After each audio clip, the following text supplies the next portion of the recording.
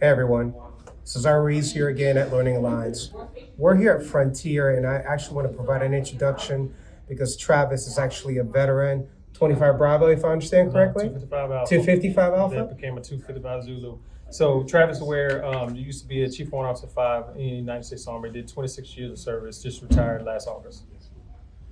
One great thing about Travis and his story is the fact that he really talks about how a transitioning veteran can really take those skills, those competencies that have been built, and there's a way to transfer them. And you've demonstrated that, hey, we have a lot of the terminology already, right? Yeah. But how do we transfer them? And I think your story was very moving, and I would love everyone to understand that there really is an articulation between civilian life and working for a great company such as Frontier. And he's a great example of an organization that took full advantage of a man that served their country for over 20 years, came out of the military, recognized that he was an asset, is an asset, trained him and gave him the opportunity to take all those skills and then bring them as a force multiplier to Frontier. And if you don't mind giving us a little bit of feedback on what you do here, walk us through it, tell us, what's under your purview, and just tell us your story. Yeah, so again, Travis Ware, I'm Director of Operations for the Central Region of the Central Offices here at Frontier. I have 10 states that I manage with roughly a little over 400 technicians across all 10 states and all the CO central offices.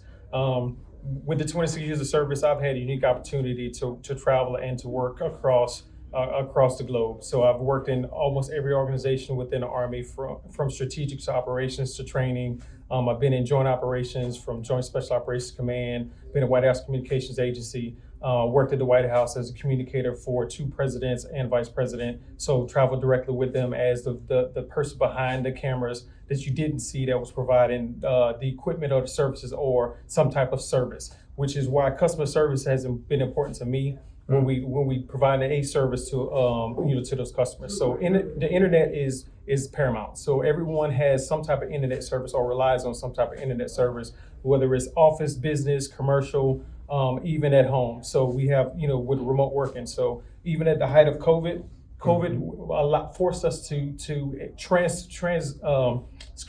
COVID forced us to enhance the network. We had to extend the network in ways that we never had to do in the last 20 plus years of me just being a network technician, a system operator, system administrator, cybersecurity professional. I've been across all those different career fields.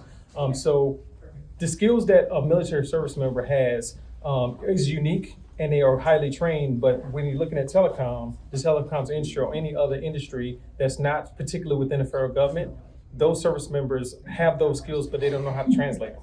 And so that's the reason why I'm highly passionate about partnering with LAC, is because how do we get those veterans to know that their skill sets actually translate to the commercial sector? It's all about terminology. So if you don't have the right terminology to understand what we may be saying in the telco realm, then you won't know how to best apply yourself or to know that you actually can fit. Tell the people exactly how you transitioned, and obviously the difficulties that a lot of our veterans go through, and how you found your way here to the Frontier family. It starts with mentorship. So you got to partner, align yourself with somebody that actually is in that career field or in that industry that you're looking to go to. So mentorship is key within the military as you're coming up through different ranks. And so it was the same thing. So I ended up having a mentor that's actually here in Frontier that was with another company prior that allowed mentorship to me. It basically gave me the opportunity to translate those different terms and acronyms and to take my experiences and my skill sets and be able to show me that what I already had, what it takes to be a member at Frontier.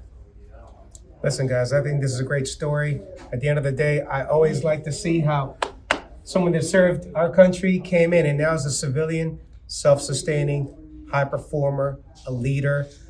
What can we do as industry men and women to recognize that there's people just like Travis that are coming out all the time? Are we recognizing them? Are we identifying a way that we can take their terminology and the acronyms that can create a lot of confusion? And what are we doing to mentor, support, and bridge the gap to get a skilled workforce that is ready to work, ready to support, and to bring excellence to the table? Travis, thank you for your service. Thank you for what you do here. And look, as always, love working with the Frontier family, but man, you're a great representation. I am grateful. Thank you. Appreciate it.